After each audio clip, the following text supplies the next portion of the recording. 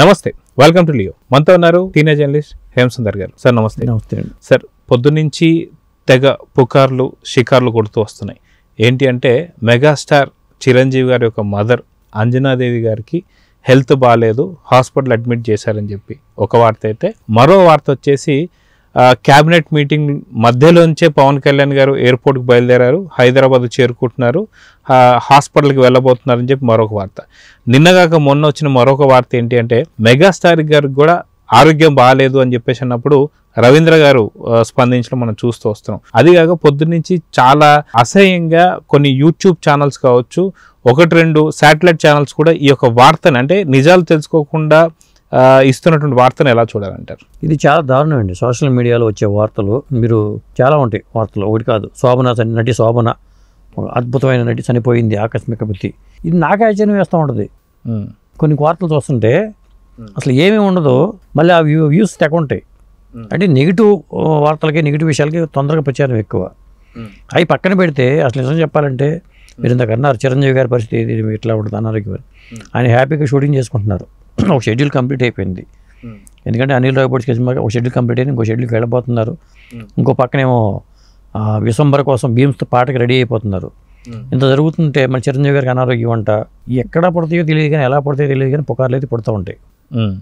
మళ్ళీ దాని మీద రాజా రవీంద్ర గారు ఒక స్టేట్మెంట్ ఇచ్చి ఇవన్నీ వాస్తవాలే కాదు, అవాస్తవాలంటూ ఆయన ఒక బయట ఇచ్చారు. ఇది జరిగింది. ఇవాళ మళ్ళీ అంజనాదేవి గారికి అనారోగ్యం అంట. ఇప్పుడు మనిషి అన్న తర్వాత తుమ్ముతో దగ్గటం కామన్. అది ఒక వయసు వచ్చిన తర్వాత అనారోగ్య సమస్యలు ఎవరికైనా వస్తూ ఉంటాయి, చిన్న చిన్నవి వస్తూ ఉంటాయి. మరి ఎవరు చెప్తారో ఎలా చెప్తారో తెలియదు, కానీ ఆ మధ్యన వివి వినాయక్ గారి మీద రకరకాలుగా పుకార్లు వస్తే ఆయన హెల్దీగా చక్కగా మన ఫంక్షన్కి వచ్చారు, గద్ర అవార్డ్స్ ఫంక్షన్కి చూసాం మనం. అనారోగ్యం కలగకుండా ఉండదు, మరి కోలుకుంటారు కదా. అసలు దాన్ని అంత ఇష్యూ చేసి మాట్లాడాల్సిన అవసరం అయితే లేదండి. అది అయితే ఈ మధ్యకాలంలో మనం చూసుకుంటే కోట శ్రీనివాసరావు గారిని బండ్ల గెలేష్ కలుస్తానికి వెళ్ళినప్పుడు కొన్ని ఫోటోలు మాత్రం చాలా పెద్ద వైరల్ అయ్యాయి. ఏదైతే కోట శ్రీనివాసరావు గారి యొక్క కాలు బాగా వాపెక్కిందని, ఇక ఆయనకి హెల్త్ పరంగా చాలా చివరి స్టేజ్లో ఉన్నారని చెప్పేసి వార్తలు మాత్రం చాలా పుకార్లు కొట్టాయి. సో ఇదే కాకుండా గతంలో కూడా వేణుమాధవ్, కమెడియన్ వేణుమాధవ్ ఎవరైతే ఉన్నారో ఆయన చనిపోకముందే చనిపోయినట్టుగా వార్తలు రాస్తే అవి చూసి చాలా బాధపడి క్షీణించి తర్వాత కొద్ది నెలల తర్వాత ఆయన నిజంగా ఆకస్మికంగా ఆయన మరణించడం జరిగింది. సో ఇదే విధంగా చూసుకుంటే పావల శ్యామల గారు కావచ్చు, లేదా చూస్తే ఏమీ లేని ఆరోగ్యవంతుడు కూడా అనారోగ్య పాలవుతాడు. ఇట్లాంటి వార్త వచ్చింది అనుకోండి, ఏమో నాకు ఏదో ఉందేమో, నాలో ఏమో ఉందేమో వాడి భయం స్టార్ట్ అవుద్ది, అనారోగ్యం పాలైపోతాడు ఎప్పుడైనా సరే. ఇప్పుడు ఒక మనిషిని 10 మంది 10 రకాలుగా, ఇప్పుడు గురిపోతున్న మేకపోతుని తీసుకొస్తుంటే కుక్కని తీసుకొస్తున్నాం అంటే కాజేయటానికి ఎంత పని చేశారో వాడు నమ్మేసేసి దాన్ని వదిలి వెళ్ళిపోతాడు. దొంగలు దాన్ని ఓసిపోయినట్టుగా ఒక విషయాన్ని 10 మంది నోటి నుంచి విన్నారనుకోండి, అది వాళ్ళలో కూడా నిజమేనేమో, నాకు అనారోగ్యం ఏమో అనుకునే భావన వచ్చేస్తుంది ఆటోమేటిక్గా.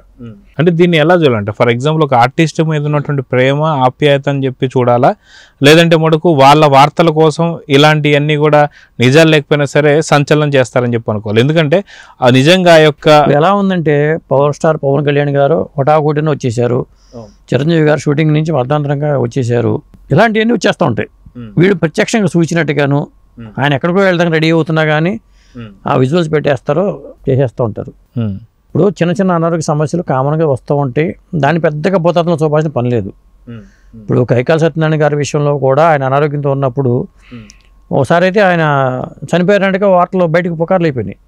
శారద గారి విషయంలో నేను కూడా మొన్న ఇంటర్వ్యూ చేసినప్పుడు కూడా అన్నా, ఆవిడ నవ్వారు. ఇట్లా నేను ఇంటర్వ్యూ చేశాను కదా, ఆవిడ అప్పుడు స్టేట్మెంట్ ఇచ్చారు వాయిస్లో, ఫోన్లో మాట్లాడిన వాయిస్లో నా గురించి చంద్రమోహన్ గారు.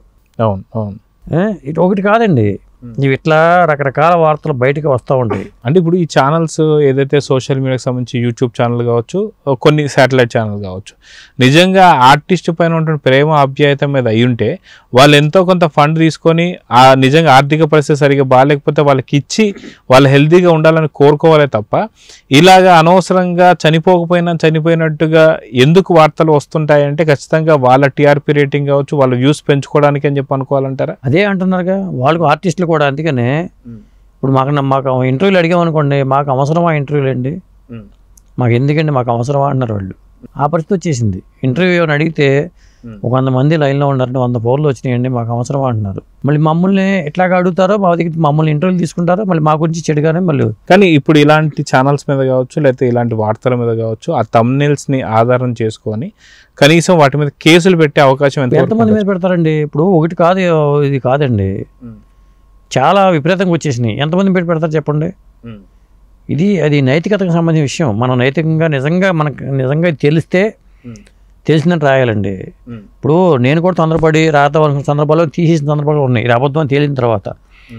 ఉదాహరణ చెప్తాను. నాకు నైట్ వార్త, నేను పడిన టైంలో ఒక వార్త వచ్చింది, నటి లయ గారి గురించి ఒక వార్త వచ్చింది. అది ఏమైందంటే ఆడెవడో ఫోన్ చేశాడు, నైట్ ఒక జర్నలిస్ట్ ఫోన్ చేశాడు, ఇట్లా అంటగా ఏదో అన్నాడు. ఆడెవడో చెప్పట్లా, ఏదేదో చివరిగా అది లయ గారి దగ్గరికి వెళ్ళింది. నాకు తెలిసి ఇప్పుడు ఇక్కడ లేరు. నేను యశోద గారు, వాళ్ళ అమ్మగారు నాకు బాగా పరిచయం. వాళ్ళు అప్పుడు అమెరికా వెళ్ళి అక్కడికి వెళ్ళినట్టున్నారు. నేనేం చేశానంటే ఆ నెంబర్కి ఫోన్ చేసి వాళ్ళ నాన్నగారు మాట్లాడారు. ఆయన నా మీద సీరియస్ అయ్యారు. లేదంటే నాకు బాగా యశోద గారు వాళ్ళు బాగా క్లోజు, ఇట్లా అని. అదే అయిపోయింది ఒకసారి. ఇప్పుడు విజయశాంతి గారి విషయంలో కూడా ఇలాంటి పుకారు వచ్చింది. ఒకసారి నైటు 12 గంటలకి నేనేం చేశానంటే, నాకు నెంబర్ ఉంది నా దగ్గర, మన ఫ్రెండ్ ఒక అతను బాగా క్లోజ్గా ఉంటాడు, శ్రీనివాస్ ప్రసాద్ గారు. నాకు మహాచండి సినిమా చేస్తే మా ఫ్రెండ్ వనమాలి పాటలు రాశాడు. మేము శ్రీనివాస్ ప్రసాద్ గారు నాకు బాగా పరిచయం. శ్రీనివాస్ ప్రసాద్ గారి నెంబర్ కలవాల. ల్యాండ్ లైన్ మెడ్రాసు విజయశాంతి గారు ల్యాండ్ లైన్ చేస్తే ఫోన్ ఎత్తట్లా. ఎవరు ఎత్తకపోతేసరికి మనకి అనుమానం పెరిగిపోద్ది, ఏదో జరిగిందేమో, మన వార్త మిస్ అవుతాయేమో, ఇలాంటి భయాలు ఉంటాయండి ఈ ఫీల్డ్లో ఉన్న వాళ్ళకి అందరికీ. అయినా సరే మనకు కన్ఫర్మ్గా తెలియనప్పుడు మనం ఏ వార్త రాయకూడదు అనే ఉద్దేశంతో నేను రాయలే. ఇలా ఉంటాయండి. చిన్న అనారోగ్య సమస్యలు, అనారోగ్యం అంట అనే దానికి ఇదంతా చెప్పాల్సి వచ్చింది. ఎందుకంటే మనం రూఢిగా తెలియకుండా ఏది రాసినా చాలా ఇబ్బంది అయిపోద్ది. ఇప్పుడు సోషల్ మీడియా వచ్చాక ఒక చిన్న వార్త ఏదైనా తెలిసిందంటే తప్పని కొట్టేస్తున్నారు, పెట్టేస్తున్నారు. అది కేసులు పెట్టారనుకోండి, చాలా ఇబ్బంది పడాల్సి వస్తుంది రకరకాలుగా. ఇప్పుడు ఎందుకంటే ఇవాళ సోషల్ మీడియా మామూలుగా లేదు, చట్టాలు కూడా అలాగే ఉన్నాయి.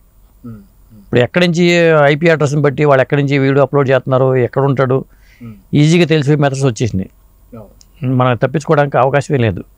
కాబట్టి సంయమనం పాటించి ఊరికే తెలిస్తే మనం ఏదైనా చేయొచ్చు. ఇప్పుడు కైకాల సత్యనారాయణ గారు చనిపోయినప్పుడు నాకే ఫస్ట్ తెలిసింది. ఎందుకంటే ఆ తోడేళ్ళు ప్రసాద్ గారు పక్కనే ఉన్నారు. ఆ ప్రసాద్ గారు నాకు చెప్పారు ఫోన్ చేసి, శ్యామసుందర్ గారు చనిపోయారు అని. ఆ తోడేళ్ళు అన్నమాట, సొంత తోడేళ్ళు ఆయన. అప్పుడు మీడియా గ్రూపుల్లో కూడా తెలియదు. నేను మీడియా గ్రూపులు పెట్టేస్తే నాయుడు మనకి ఫోన్ చేసి, శ్యామసుందర్ గారు నిజమేనా అన్నాడు. ఆయన నిజమేనండి, ఇది మనకి తోడేళ్ళుగా చెప్పారు.